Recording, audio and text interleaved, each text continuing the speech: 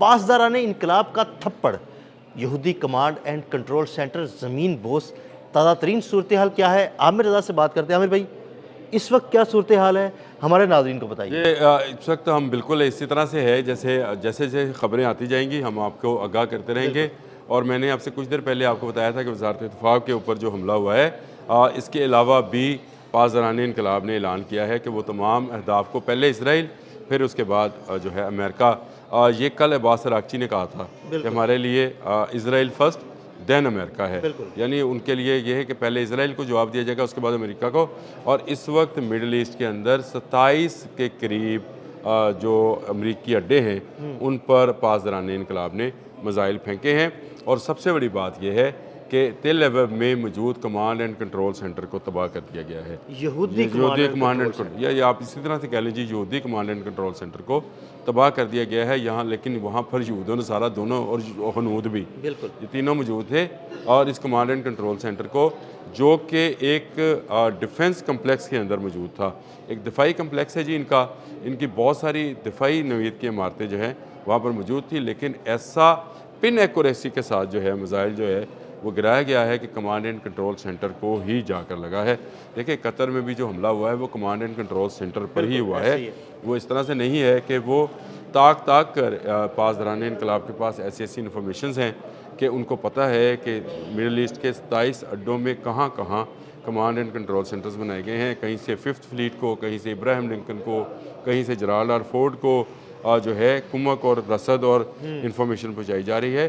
तो ये सारी उनकी नज़र में है और वो अपने बैलिस्टिक मिसाइल जो हैं, चाहे आबाद है, चाहे खैबर शिकन है, चाहे कादर है, चाहे नूर है, उनके ज़रिए वो इन पर हमलावर हैं। और उनकी रेंज जो है, आपको पता है कि ईरान 4000 किलोमीटर की रेंज तो रखता है, लेकिन उसको सिर्फ इसराइल के लिए ही 1200 किलोमीटर चाहिए होते हैं। और उसके बाद बाकी जो ममालिक हैं वो तो पहले ही उसकी रेंज में हैं, इसलिए उसको रोका नहीं जा सकता। आपने देखा कि दुबई एयरपोर्ट पर मिसाइल लगा, दुबई की मरीना पे जो उनका सबसे कीमती इलाका है वहाँ पे कम्प्लेक्स पे मिसाइल ड्रोन आके लगा। और इसी तरह से पासदारान इनकलाब ने ऐलान किया है कि उनके ड्रोन्स और उनके मिसाइल जो हैं अब अमेरिका की ईंट से भी ईंट बजाएंगे। 27 उनके जो अड्डे हैं उन पर हमला किया गया है।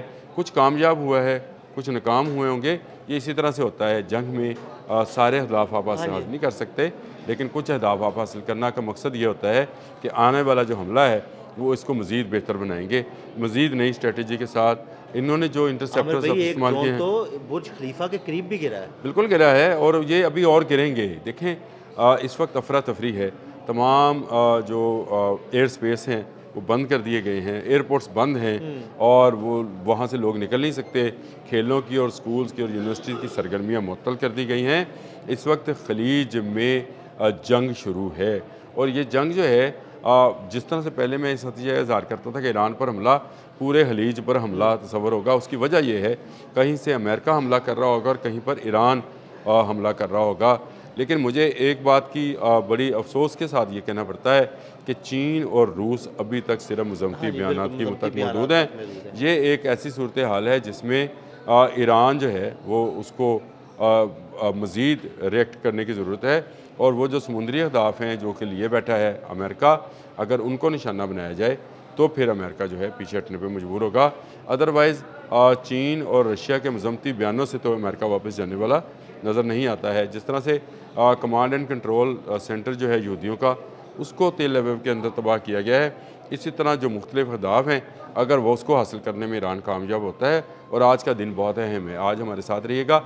आज का दिन इसलिए अहम है कि आज सेकंड डे है, आज अली ख़ामेनी की तदफीन होनी है, नए पासदारान इनकलाब का ऐलान होना है, जिसके मतलब डोनाल्ड ट्रंप ने कहा है कि मुझे पता है कि अगले पासदारान इनकलाब लीडर कौन है और कहाँ से बयान जारी कर रहे हैं और कहाँ से एक हिदायत जारी कर रहे हैं। ये गैदर बेवकी है, ये सिर्फ इसलिए है ताकि पैनिक होकर नया जो सुप्रीम कमांडर है वो मीडिया पर आए, उसकी लोकेशन डिटेक्ट कर ली जाए और उसको फिर उसी तरह से निशाना बनाया जा सके। लेकिन मेरा ख्याल है ईरानी इंटेलिजेंस जो है अब वो धोखा नहीं खाएगी। पहले तो मुज़ाकरात की बात, मुज़ाकरात के धोखे में ही सब कुछ हुआ। अब जंग है और जंग में जो है मेरा नहीं ख्याल कि पासदारान इनकलाब जो हैं वो इस तरह के धोखे में आएंगे।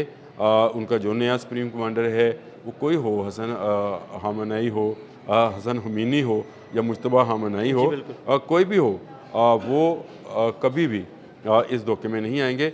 और मैं ये समझता हूँ कि अब ज़्यादा हार्ड हिटिंग होने लगी है, और पासदारान इनकलाब के जो तर्जमान हैं उनका बयान अल जज़ीरा पर जो चला है, उन्होंने यही कहा है कि अब हम जो है ऐसा हिट करेंगे कि अमेरिका जो है वो उसकी नस्लें याद रखेंगी। आमिर भाई, अभी तो जो अपडेट आने वाली है और जो हमने अगले वीलॉग में लोगों को बतानी है कि इस वक्त ईरान क्या करने जा रहा है और अब्राहम लिंकन को कैसे निशाना बनाया जाएगा। लेकिन बहुत सारी बातें हैं, अब्राहम लिंकन से अभी निशाना नहीं ईरान को बनाया गया। हाँ जी, ये सीधी बात है, इसराइल से बनाया गया था, इसलिए हमला इसराइल पर किया गया। और जहाँ जहाँ से अरब ममालिक के जो हलीजी ममालिक के अड्डे हैं उनको निशाना बनाया गया है, यानी पहले इसराइल फर्स्ट, उसके बाद जो है अमरीकी अहदाफ। ये ईरान अपनी पॉलिसी पर इस वक्त भी कायम है। शायद अमेरिका का ख्याल ये था कि अली खामनेई को मंजर से हटाने के बाद वहाँ के लोग जो हैं जैसे जनवरी में बाहर निकले थे वैसे बाहर निकलेंगे और कहेंगे हमें जंग बंद कराई जाए और जंग रोकी जाए और नई रजीम जो है। लेकिन ऐसा कुछ नहीं हुआ आमिर भाई। देखिए, ऐसा कुछ होगा भी नहीं, अभी तक ख्वाहिश ही है। मैं रॉयटर्स की स्टोरी पढ़ रहा था और वो कह रहे हैं कि लोग जो हैं वो पहले से ज़्यादा पुरज़म हो गए हैं। बिल्कुल। अब आप अंदाज़ा करें ना कि आप ये ख्वाहिश कर रहे थे, हाँ कुछ लोग मुजाहरे ज़रूर कर रहे हैं, और वो डोनाल्ड ट्रंप की तस्वीर उठाकर वो सारे वो पेड लोग हैं जो रज़ा शाह पहलवी के ज़ेर असर हैं और बैरून मुल्क बैठे हैं, वो वहाँ से कुछ मुजाहरे अरेंज कर रहे हैं जिसमें वो डोनाल्ड ट्रंप को कोई अपने लिए या ईरान के लोगों के लिए मसीहा करार दे रहे हैं। और रज़ा शाह पहलवी का भी बयान आया है कि हम बहुत जल्द वहाँ इलेक्शन कराएंगे और डेमोक्रेटिकली जो है ईरान में नई हुकूमत को लेकर आएंगे। लोग बाहर निकले, लेकिन लोग अभी बाहर निकलने को बिल्कुल तैयार नहीं हैं। वो ईरान के दिफा के लिए तैयार हैं और ये दिफा जो है वो करके रहेंगे। और उसका पहली जो शक्ल है या पहली किस्त जो है वो आज दे दी गई है 27 अड्डों पर हमले की सूरत में, और कमांड एंड कंट्रोल सेंटर तेल अवीव को, जो कि उनके डिफेंस कम्प्लेक्स के अंदर मौजूद था, उसको तबाह करके उन्होंने साबित कर दिया कि आने वाले घंटों में या आने वाले आज के दिन में मज़ीद हमले भी होंगे और ये जंग अब इस तरह से नहीं रुकेगी। इसको शुरू जो किया है वो अमेरिका और इसराइल ने किया है। इसका इख्तिताम अब ईरान करेगा या उनके हाथ में नहीं है। मैं ये कहता हूँ कि चले अमेरिका और इसराइल के हाथ में इसका इख्तिताम नहीं है। ईरानी पासदारान इनकलाब अपने खून का आखिरी कतरा बहाने के लिए मैदान में है, ना वो हथियार फेंकेंगे ना वो जो है ईरान को सरनगू होने देंगे। बिल्कुल, बहुत शुक्रिया आमिर भाई। आमिर भाई ने अब तक की सूरत हाल के बारे में आपको तफसील से बताया। हमारे साथ जुड़े रहिएगा ताज़ा तरीन अपडेट्स के लिए। फ़िलहाल के लिए अदील अहमद और आमिर रज़ा को इजाज़त दीजिएगा। अल्लाह हाफ़िज़।